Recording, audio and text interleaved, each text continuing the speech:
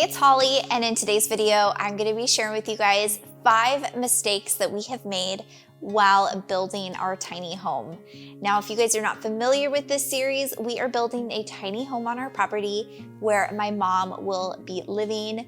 And the way we've designed this space is to be very cohesive to our home. It matches our home. It's got that Cape Cod style. And if you guys want to watch this whole series, we have a couple of videos live right now.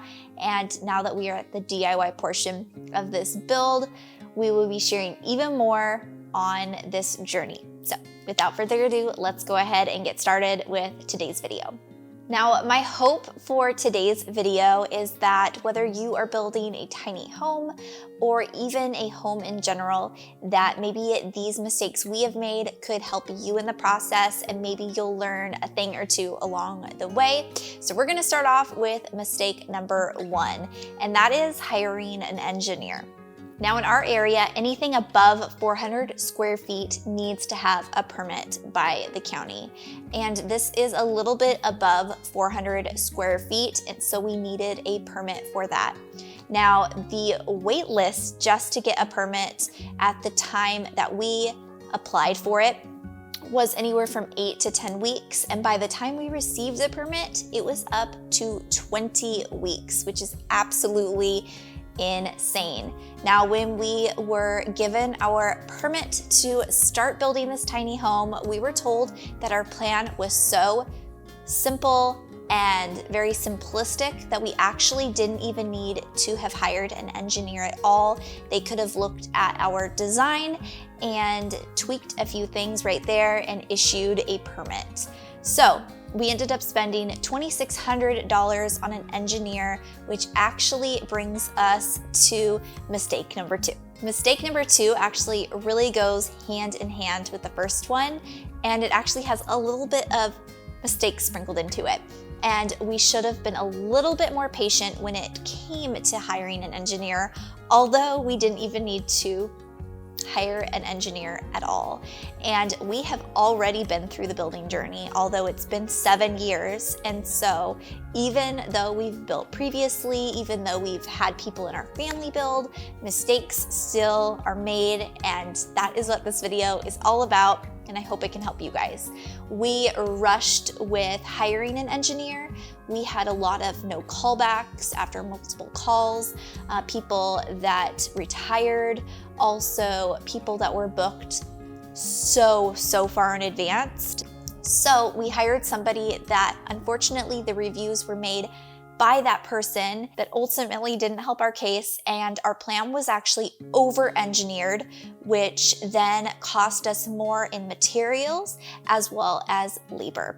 Mistake number 3 is a really good one if you're somebody who likes the details, which I am not necessarily one for details. My husband is, but this is one that I did not want to budge on.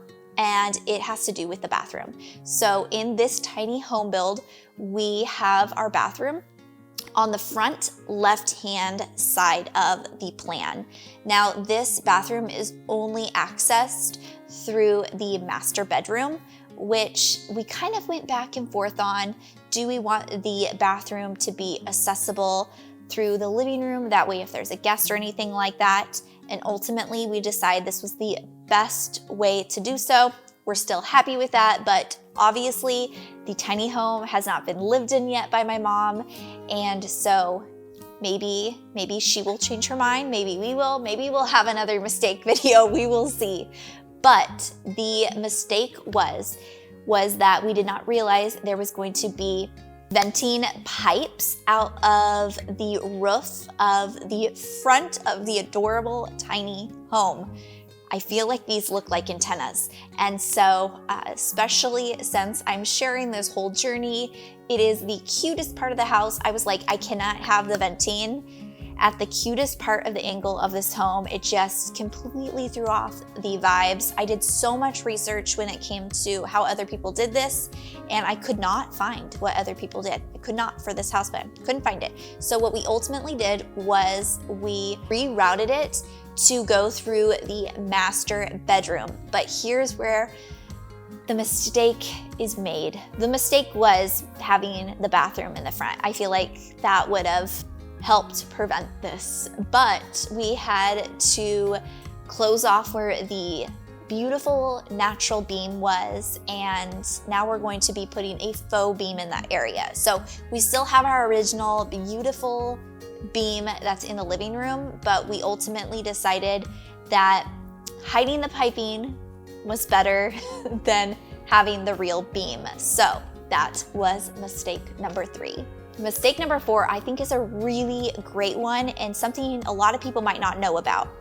Now, I recently watched Rachel Cruz's return video, and if you don't know who that is, she's a great YouTuber. She's Dave Ramsey's daughter, and she shares a lot of things, finance and just so many good stuff. So I'll link that video down below just in case you guys want to watch it and reference back to it. But she talked about how different companies are doing restocking fees, different companies that if you return something online, there's going to be a charge like for shipping back and things like that. So to be careful when purchasing things. And one thing that we did is we over purchased on lumber and materials. That way we had it here on site. And if we needed to return something, we could easily, I say easily, but easily bring it back to the store. We could get our money back. And something to take into consideration is when you are getting a load, first of all, there can be loading fees, which is pretty typical, pretty normal. And also there are restocking fees. So if you're returning something, you need to take into consideration if you're over purchasing to make sure you have enough lumber, there can be those restocking fees that you don't know about. Also, when you're getting your lumber delivered, our first delivery, we were missing a lot of items. I highly recommend going to the lumber store yourself, picking out the wood, counting the wood, and that's ultimately gonna save you also a lot of money, because when you're getting those things delivered to your house, it's, I say nearly impossible, but it's really hard to sit there counting the items that you've ordered to make sure you got what you purchased. And so ultimately you probably end up gaining a few pieces, losing a few pieces. It really just depends. Mistake number 5 is something that we did at the very beginning of this building journey. And it was that we did not dig deep enough when we built this home. And ultimately that elevated the tiny home much higher up than anticipated. Although it looks absolutely darling and it's actually the same height as our home, but where the spot it is, it ends up being, so the windows, you can see right over the fence. And so there ultimately isn't a lot of privacy for the tiny home. But one benefit, which I think is really, really cool, is that it looks more like from the street, that it's a part of our home, and it's that L shape that I really love, and it has a mountain view. So a win in my books with that little piece to it. So all of the good stuff and the DIYs to come, I cannot wait to get started. We have so many cool accent walls and features in this home. It's going to be incredible. I can't wait to take you guys along. And if you guys have built a tiny home before or have one at your home, I would love to hear in the comments down below, what is something that was a mistake during your home building journey that you made? Also let us know some positive. What are you happy that you did? And let's create some comment threads down below to help each other out. I would love to hear from you guys, and I hope you guys have a fabulous day. Bye.